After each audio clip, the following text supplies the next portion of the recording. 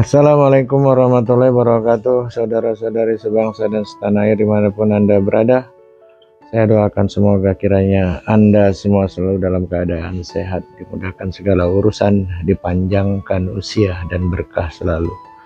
Kemudian pada video kali ini saya ingin melakukan cara terapinya supaya nanti bisa dicontoh sama orang apabila mengalami benturan di kepala, khususnya kepala belakang, di mana kepala itu di bagian belakang itu ada otak kecil, kemudian batang otak, di bawahnya lagi di tulang leher itu ada ruas tulang, 7 ruas tulang namanya, mulai dari C1 sampai ke C7. Kemudian pada video kali ini pun saya ingin mengulas masalah benturan yang seperti video kemarin yang dialami oleh Bang Stanley, kemudian Bapak Sodikin yang di Bandung, kemudian yang di Parepare, dan juga yang di Nunukan, karena keadaannya mirip-mirip. Jadi saya gabung aja sekalian sama contoh gitu ya, cara terapinya dengan Bang Stanley yang ada di Batam. Semoga nanti bisa dipraktekkan ya, diulang-ulang aja tontonnya, nanti bisa dipraktekkan. Mana yang nggak jelas boleh tanya, tinggalkan di kolom komentar atau WA, nggak masalah. Dan nantinya bahan-bahan yang Anda butuhkan untuk melakukan terapi diantaranya supaya pergerakan jari-jari tangan kita itu licin, Anda mau bisa menggunakan hand body atau yang sejenisnya. Kemudian Anda juga bisa menggunakan minyak zaitun, bisa juga diganti dengan trombopop ataupun bisa diganti dengan menggunakan minyak GPU yang biasa minyak gosok itu ya. Yang penting tidak menggunakan balsam ya. Kalau balsam itu memang memanaskan, dia bikin hangat, tapi dia efek dinginnya sangat tinggi, dan itu nanti proses pemulihannya akan lebih lama. Selanjutnya alat lain yang Anda butuhkan adalah air ukuran 2 liter. Tempatnya sebaiknya di logam yang seperti ini. Kenapa harus logam? Karena kalau Anda menggunakan wadah selain logam, nanti Anda capek ganti-ganti airnya. Jadi logam ini menahan panas lebih lama. Kemudian Anda membutuhkan handuk kecil ini ya, yang seratnya kasar. Kegunaan handuk ini untuk nantinya Anda rendam di air hangat, kalau bisa air hangatnya di atas kuku sedikit. Gunanya juga untuk membangkitkan saraf-saraf yang tadinya kolap karena akibat benturan lembab memar di masa yang lalu itu, baik saraf yang di bawah kulit sebelah dalam atau endodermis maupun fungsi tulang kepala yang ada di area sebelah kulit sebelah dalam tadi. Seandainya Anda mengalami benturan di masa lalu tapi sakitnya terasa sekarang, itu artinya pelapis membran selaput otak itu mengalami memar sehingga dia tidak bisa berfungsi dengan normal dan menimbulkan rasa sakit karena jaringan saraf dan pembuluh darah di area tersebut, di membran kulit tadi, kulit pelapis otak tadi, pelindung otak itu tidak berfungsi dengan optimal. Nah, ini Anda bisa gunakan untuk memijit dan mempetal. Mijit itu dengan menggunakan ini, setelah direndam air hangat itu dipijat gitu, ditekan-tekan. Itu petal itu tekan ya, dipetal, petal itu tekan. Terus kemudian dengan menggunakan handuk yang hangat ini, wilayah-wilayah yang tadinya bermasalah dan sekitarnya itu harus diinikan. Dan ini gunanya back ice, ini ada back ice namanya. Ini kan biasanya kalau orang habis benturan, misalnya orang olahraga atau benturan yang jatuh, itu diisi es. Diisi es gunanya itu untuk meredam atau lokalisir area itu rasa sakitnya supaya tidak meluas kemana-mana. Jadi kalau untuk pemulihan itu kita tidak membutuhkan air es tapi air hangat. Kenapa air hangat? Karena untuk memperbaiki fungsi saraf dan saluran pembuluh darah di sekitar wilayah benturan, baik masa yang lalu maupun benturan yang masih baru, itu gunanya untuk mengaktifkan saraf yang tadi yang bermasalah karena benturan gitu. Jadi ini diisi air, ini diisi air hangat nantinya. Ini digunakan terakhir ya, ini sama untuk dipetal-petalkan gitu, ditempel-tempelkan di kepala gitu. ini kepala, kulit kepala ditempel begitu. Itu kayak gitu cara gunanya. Dan air hangat itu juga fungsinya untuk mendorong supaya pemulihan berjalan dengan normal. Dan saya catatkan di sini, apabila benturan itu sudah berlangsung belasan tahun atau berpuluh tahun yang lalu, dia tidak bisa cuma sekali, 2 kali, 3 kali langsung beres. Tidak seperti orang makan sambal langsung pedas, berasa pedasnya. Tapi dia akan bertahap. Tapi yakinlah, sesuai pengalaman saya, bahwa semua benturan yang menimbulkan efek seperti linglung, jalan bergoyang seperti kehilangan keseimbangan atau disebutnya kayak tremor begitu, duduk juga goyang, berdiri goyang, berjalan lebih goyang lagi. Jadi itu bisa disembuhkan. Itu bukan kata orang, saya berdasarkan pengalaman saya sendiri menangani banyak pasien yang kayak gitu dari tahun ke tahun terus menerus hingga sampai sekarang. Jadi ini berhubungan dengan saudara kita Bang Stanley tadi, baik Bang Sodikin maupun yang ada di Parepare maupun yang di Nunukan. Tempat-tempatnya karena tipis-tipis, beda tipis-tipis, maka saya jadikan satu aja videonya selaras dengan yang dialami dengan Bang Stanley ya. Oke. Jadi video ini saya buat bukan hanya buat Bang Stanley saja, tapi juga bagi mereka tadi dari 3 tempat yang saya sebutkan, juga bagi mereka yang lain yang pernah mengalami masalah benturan di masa lalu atau masa yang kemarin-kemarin, tapi efeknya baru dirasakan sekarang. Dan apa yang dialami oleh Bang Stanley ini sesungguhnya saraf ini adalah refleksi dari titik mata ini. Titik mata ini di sini nih. Nah ini, kalau ini kumat atau ini udah mulai manteng, itu kemarin nih jalur ini kena semua ini sampai ke nih, jalur ini kena nih sampai ke arah mata. Mata lama-lama nggak nyaman. Nanti di sebagian orang ada yang mengecil nih lama-lama matanya karena dipaksa terus untuk melihat, tapi nggak nyaman. Pertama rasanya itu pegel, terus kawan perih, gampang lelah, capek mata. Jadi yang kena seperti ini bukan karena mereka yang tadinya nggak pernah mengalami benturan saja, tapi mereka yang ngalamin benturan, bahkan ada beberapa orang yang sampai buta yang pernah saya ceritakan. Itu kosletnya ini kemari gitu, kosletnya kemari. Terus ada orang pagi seperti yang dikatakan oleh saudara kita Bang Stanley, ini pasti kaku ya, pegel. Ini pegel sampai titik ini nih. Ini yang saya tandain, inilah yang nantinya harus dipijat begitu, pijat begini untuk menghilangi kakuan. Jadi yang seperti saya jelaskan tadi, ini kan titik benturan. Walaupun abang ini nyai masalah benturan-benturan yang mungkin sering terjadi, apapun itu sebabnya.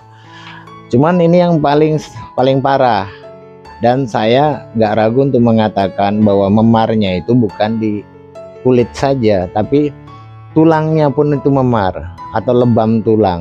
Dan kalau itu sampai mengenai jaringan, misalnya tulang tengkorak sebelah dalam, berarti sebelah dalam itu ada lapisan tadi, membran selaput otak yang memar, yang itu nggak dirasakan seketika, tapi bertahap terus menerus.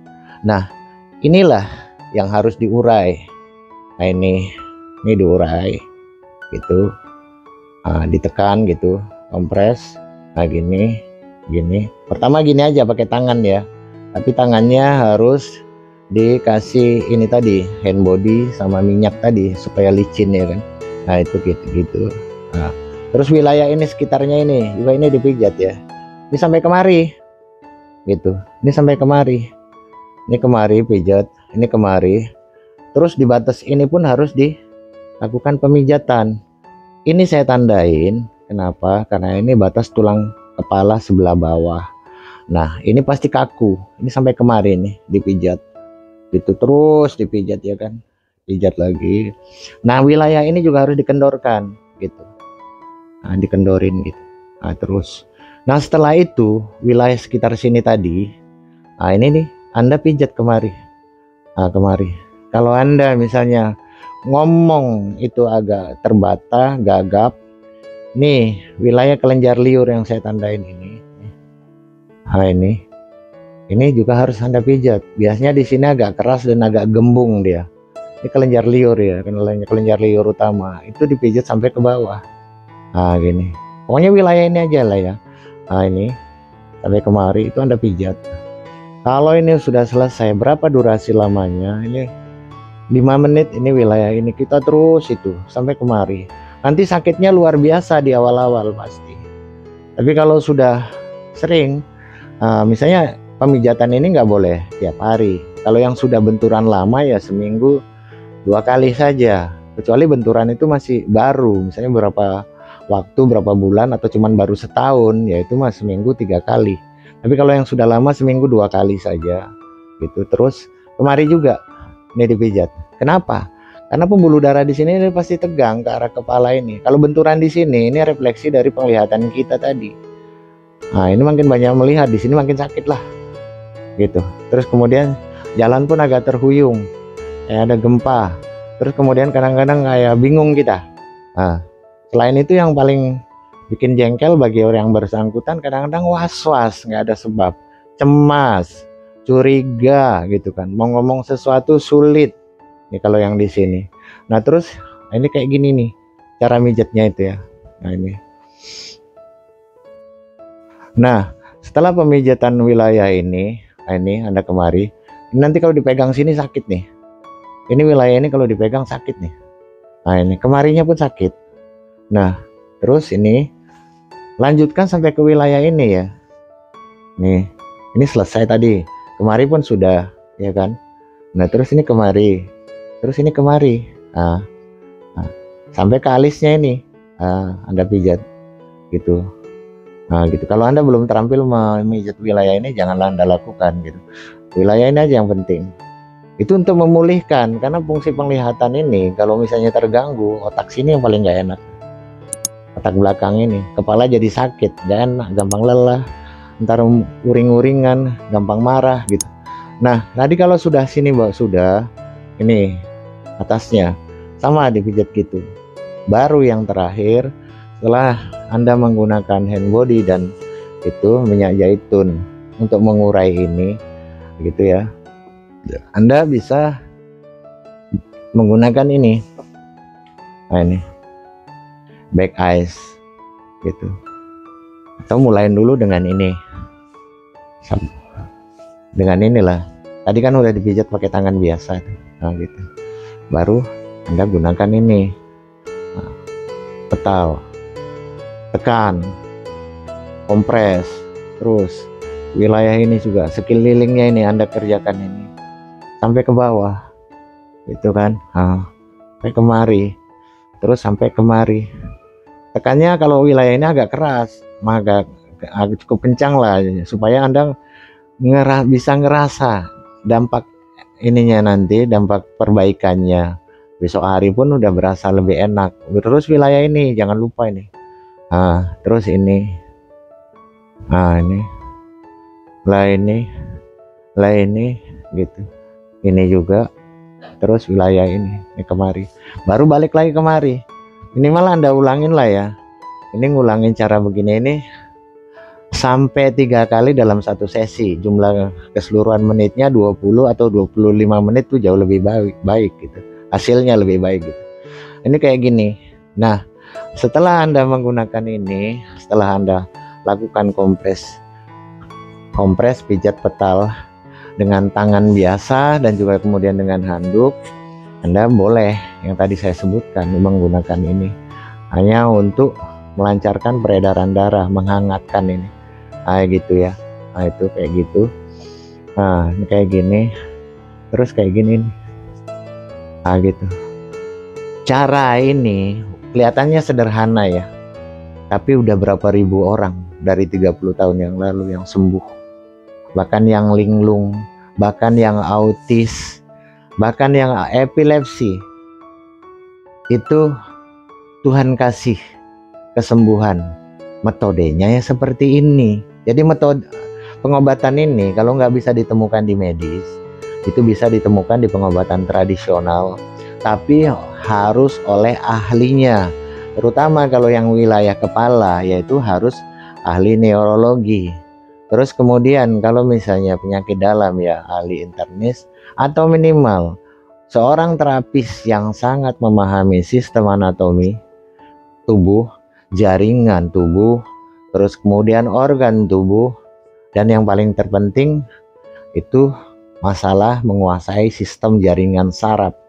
Itu tidak dapat serta-merta, karena saya sendiri metodenya masih zaman sekolah dulu.